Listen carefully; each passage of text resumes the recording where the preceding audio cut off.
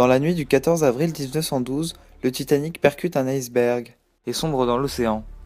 Les informations concernant l'accident restent floues et l'inquiétude monte. Plusieurs théories commencent alors à apparaître. Et si le Titanic n'avait pas coulé par accident?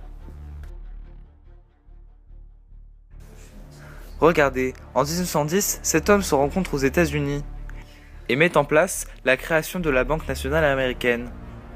L'empire financier de trois grandes familles, les Rockefeller, J.P. Morgan et la banque Rothschild, habituellement en concurrence, font cause commune. Mais ces trois puissances familiales étaient en réalité, sans le savoir, sous le contrôle des Illuminati. En effet, après avoir acheté la compagnie, ils ordonnent la construction du Titanic. Depuis le tout début, le luxueux paquebot était voué à un destin funeste. Par ailleurs, il se trouvait qu'un certain nombre d'hommes influents n'étaient pas favorables au projet de création de la banque. Comme par hasard, Benjamin Guggenheim, Isaac Strauss et John Jacob Astor étaient présents sur le Titanic et s'opposaient formellement à la formation de la banque. Le capitaine du Titanic, Edward Smith, était lui aussi un initié Illuminati. Il était représenté comme étant le seigneur de l'océan de l'Atlantique Nord. Il savait depuis le début que son bateau ferait naufrage lors de sa première traversée. Les connaissances cartographiques du capitaine ont fait de lui la personne idéale pour conduire le Titanic à sa perte. Le capitaine Smith avait une foi inébranlable en son supérieur. Et selon les instructions données, le capitaine Smith propulsa le Titanic à vitesse maximum de 22 nœuds dans un champ de glace d'une surface de 120 km². En tant que capitaine, Smith se devait d'honorer les vieilles traditions en coulant avec son navire.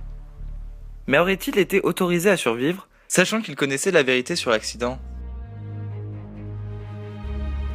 On sait aussi que le capitaine a donné l'ordre étrange d'envoyer des fusées blanches, sachant parfaitement qu'il aurait dû en envoyer des rouges. Les autres navires qui ont vu ces signaux de détresse ont été intentionnellement trompés.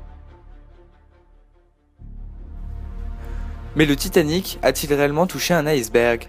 Des témoignages nous montrent que la glace rencontrée par le navire était visible à plus de 17 km. On pense que les enquêtes officielles ont été étouffées, beaucoup de preuves ignorées et des témoignages visuels détournés de toutes pièces pour coller à l'histoire officielle. Sur les 102 témoins appelés, seuls 2 étaient des passagers. En réalité, ces 2 passagers étaient 2 membres des Illuminati.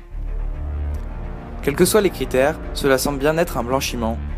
La collision avec l'iceberg n'est qu'une couverture concoctée pour protéger les coupables. Les hommes fortunés des 3 grandes familles, tels que Benjamin Guggenheim, Isaac Strauss et John Jacob Astor, passagers lors de cette traversée, qui auraient pu s'opposer à la création de la banque, ont été éliminés, en même temps que les dommages collatéraux des 1517 autres innocents.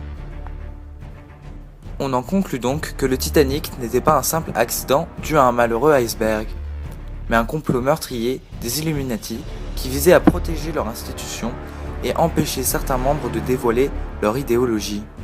Maintenant, vous ne pourrez pas dire que vous ne saviez pas.